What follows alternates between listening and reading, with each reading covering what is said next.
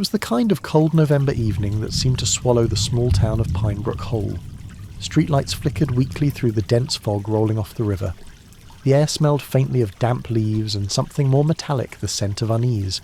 At precisely 7:43 p.m, on the corner of Maple and 5th, something happened that would shatter the fragile peace of this close-knit community. A crime witnessed by dozens yet spoken of by none. The night began like any other in Pinebrook. Locals closed their shops, families settled in, and the few remaining night owls passed quietly by dim storefronts. But at the edge of the old grocery store's neon sign, a struggle erupted. 2 men grappled fiercely beneath the jaundiced light. Daniel Mercer, a respected high school teacher, was on one side, or so it appeared. The other was Marcus Lang, a local mechanic with a known temper. The crowd was small but fixed people, frozen mid-step, eyes wide behind the misty windows of their cars and the safety of their porches. Then the unthinkable, a gunshot cracked the cold air. Daniel collapsed. Blood bloomed across the pavement like a dark flower. In the seconds that followed, no one moved. Nobody called for help. Nobody approached the scene. Everyone saw the crime, no one spoke. Inside the local diner, radio static was the only noise. Behind the counter, waitress Grace Ellis paused, wiping a glass. She looked out the window but didn't step outside. Across the street, Harold, the town's retired sheriff, sat in his truck watching but saying nothing. The question that would haunt Pinebrook for weeks wasn't who did it. Everyone saw Marcus pull the trigger, but why had the crowd turned to stone? Why had the witnesses become silent ghosts?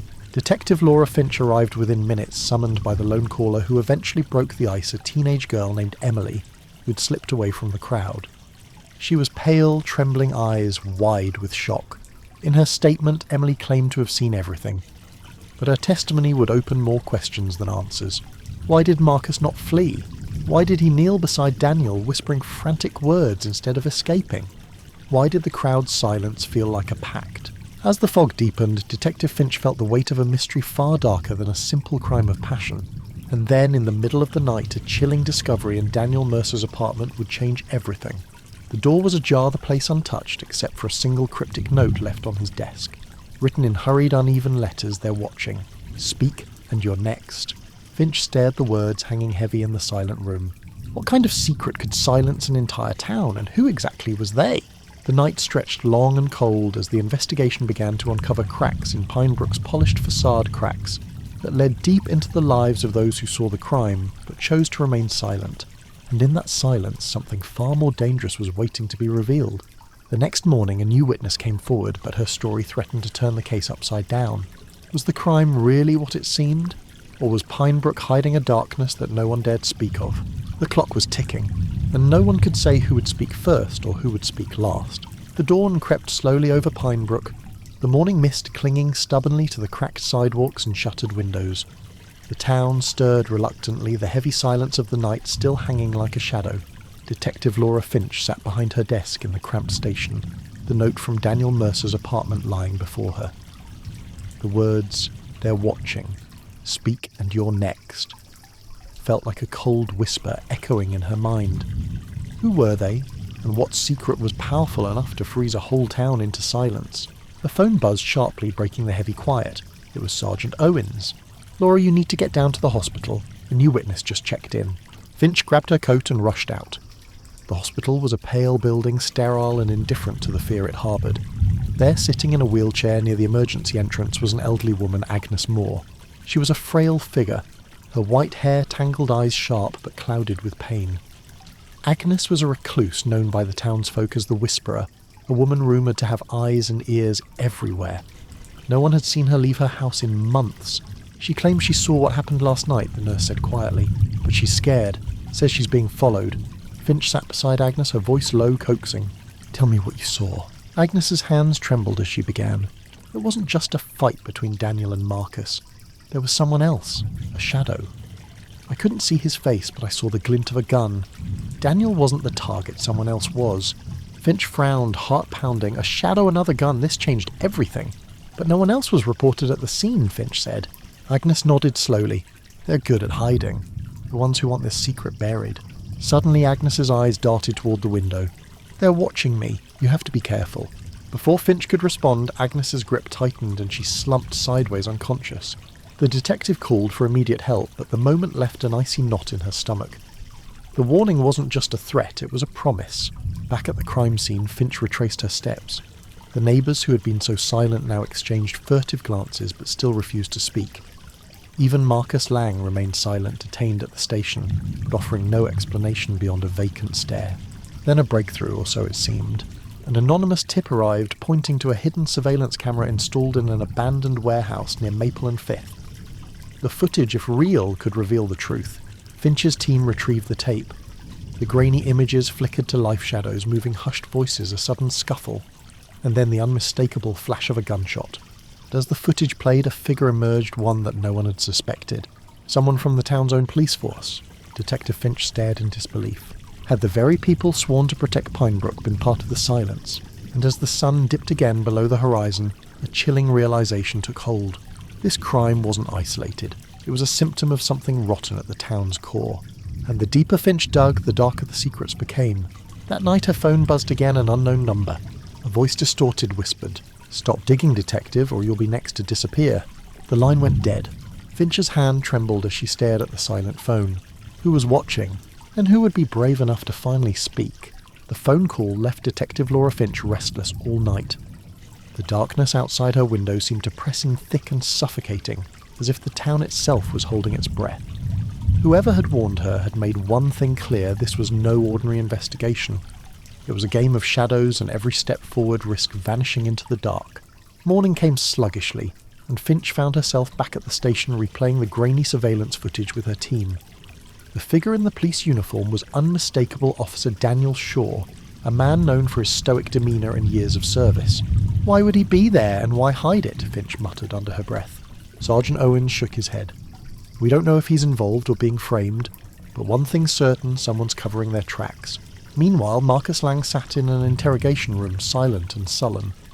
The detective's questions bounced off his walls like echoes in an empty hall, until Finch, with a careful, measured tone, asked one question. "Marcus, who were you really fighting with that night?" His eyes flickered, a shadow of fear crossing his face before the cold mask returned. It wasn't Daniel, Marcus whispered. It was someone else. Before Finch could press, the door opened. A young officer entered, holding a small folded piece of paper found in Marcus's belongings. Finch unfolded it slowly. The handwriting was jagged, almost frantic. "They know who you are. They're coming for you." The message chilled the room. Outside, the town was beginning to stir with rumours. People who had remained silent were now exchanging whispered theories, glancing nervously over their shoulders. At the heart of Pinebrook's mystery was a secret society, an underground group rumoured to control everything from local businesses to the police force. But no one spoke its name. That afternoon, Finch visited Agnes Moore's house, hoping to find answers. The door creaked open, revealing a home frozen in time. Dust settled on old photographs and unopened letters. In the corner, a journal lay half hidden beneath a pile of newspapers. Flipping through, Finch's eyes caught a series of entries detailing threats, secret meetings, and a name: the council. Before she could read more, footsteps echoed behind her. A figure stepped into the doorway. It was Marcus. "I want to help," he said, voice raw. "I never wanted this. I was scared." Finch hesitated, but nodded. Together they began piecing together a puzzle of power, fear, and betrayal. That night, Finch returned home to find her apartment ransacked, drawers pulled out, papers strewn across the floor. But one thing remained untouched: the note from Daniel. On her kitchen table, a single envelope awaited, sealed with a crimson wax stamp. Inside, a photograph, blurred but unmistakable, a shadowy figure watching her from across the street. A message scrawled on the back read, "We see you, stop now." Finch's phone vibrated again, another anonymous call. Only this time a voice she recognised. "Laura, you're in deeper than you know. Trust no one, not even me." Before she could ask who, the line went dead. And somewhere in the dark streets of Pinebrook, eyes waited. Patient, relentless. The next move was hers, but the clock was running out. The night wrapped Pinebrook in an icy shroud as Detective Finch sat alone in her dimly lit apartment, the cryptic phone call replaying in her mind. "Trust no one, not even me." The voice, familiar yet unplaceable, echoed like a ghost in the room. Who could it be, and what did they want? She glanced again at the photograph, the blurry shadow lurking just beyond the street lamp's reach. The feeling of being watched settled deep in her bones. Outside, a cold wind rattled the window panes. Finch's phone vibrated again. This time a text. "They're closer than you think. No sender, no number." The walls seemed to close in. The next morning, Finch and Marcus returned to Agnes Moore's house. They needed answers, and Agnes was the last person who might dare to speak. But when they arrived, the house was silent and empty. The door left wide open creaked on its hinges. Inside, signs of a struggle, overturned furniture, shattered glass, and a faint scent of cigarette smoke. No sign of Agnes. Frantically, Finch found the journal ripped from its binding and scattered on the floor. Among the torn pages was a hastily scribbled map leading to a forgotten part of the town's old industrial district. Someone wanted her to disappear, Marcus whispered. The detective's heart sank. The missing witness, the threats, the silence of the town, it all pointed to something far larger than a single murder. They followed the map as twilight fell, the streets narrowing and darkening. At the edge of the industrial ruins, an old warehouse stood boarded up but not deserted. Finch pried open a loose board, stepping inside with Marcus close behind. The air was thick with dust and decay. Footsteps echoed from somewhere deeper. Suddenly a figure emerged from the shadows, not Agnes, but a man. His face was hidden beneath a hood, but his voice was cold and deliberate. "You shouldn't have come here." Finch squared her shoulders. "We want the truth." The man laughed low and bitter. "The truth, Pinebrook, doesn't want the truth. It wants silence." He pulled back his hood. "It was Officer Daniel Shaw." "What are you doing here?" Finch demanded. Shaw's eyes flickered with desperation. "I'm trying to stop it. They're watching the council, and if they find out I'm talking, they'll kill me." Before Finch could react, a sudden noise, footsteps pounding toward the warehouse. Shaw grabbed Finch's arm. "They're coming." They bolted into the darkness. Outside, shadows surged, faces appeared, masked, relentless.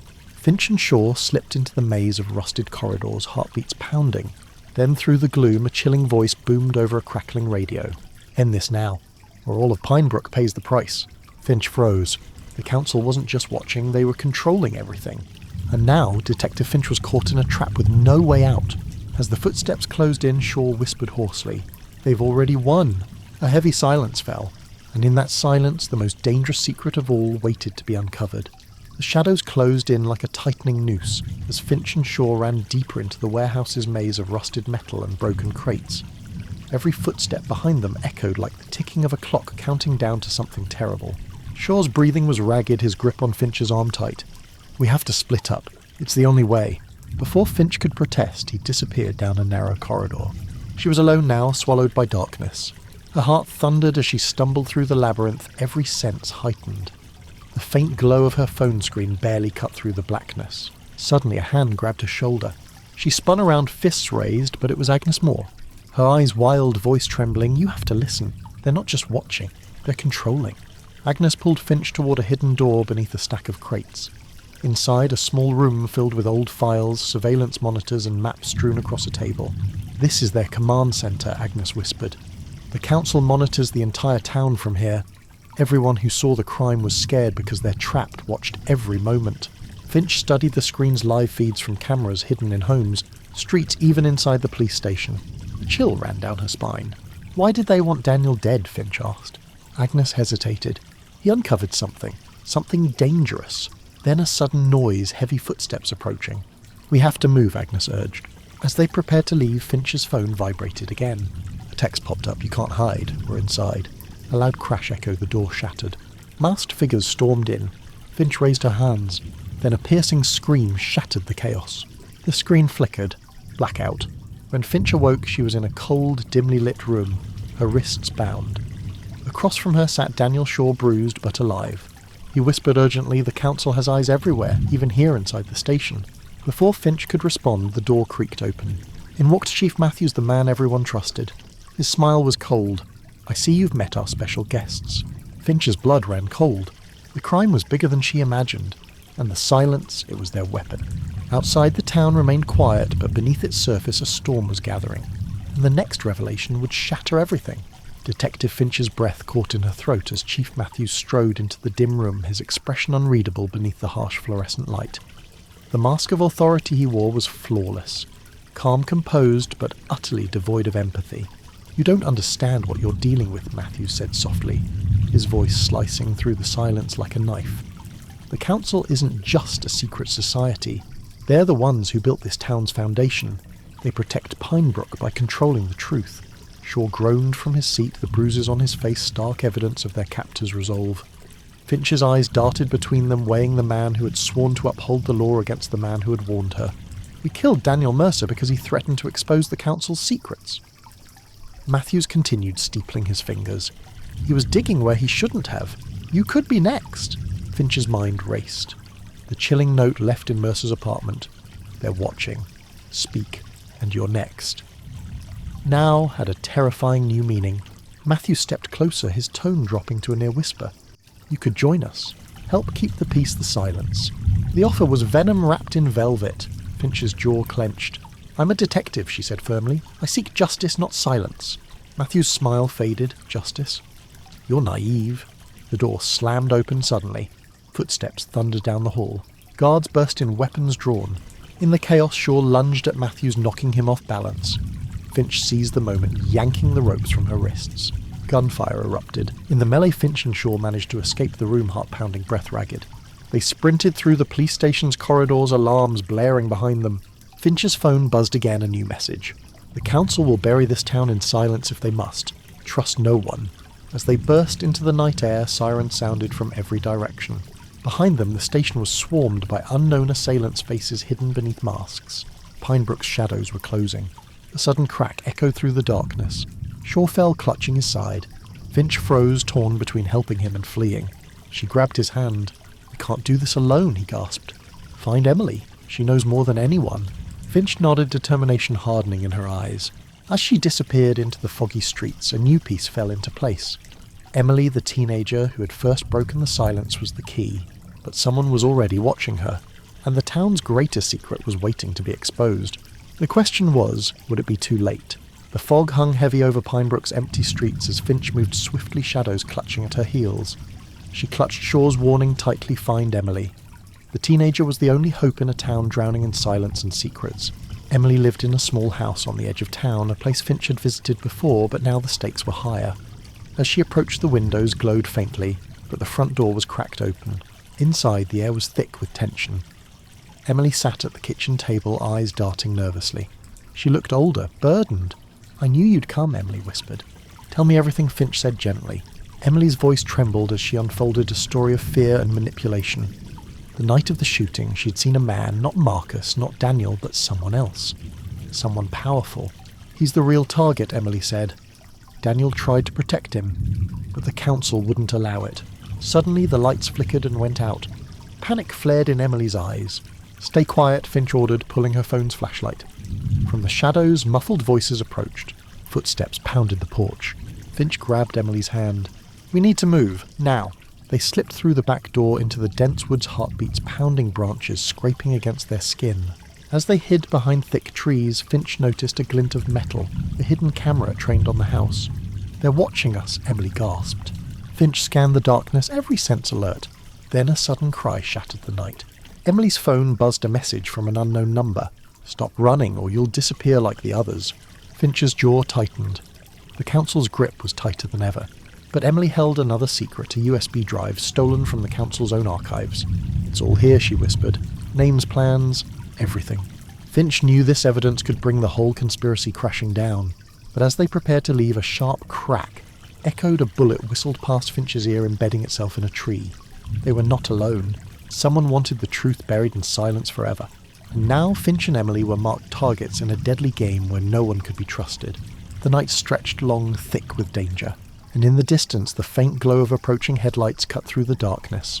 Their time was running out. The headlights carved harsh beams through the trees, revealing the tense figures crouched in the underbrush. Finch's breath hitched. Emily's hand trembled in hers. They were exposed. Move, Finch hissed, dragging Emily deeper into the woods. The undergrowth tore at their clothes, branches slapped their faces. Every sound around them became a potential threat. Behind them, the vehicle slowed, then stopped. The door slammed. Voices echoed, rough, determined, unyielding. Finch cursed under her breath. The council's reach was closer than ever.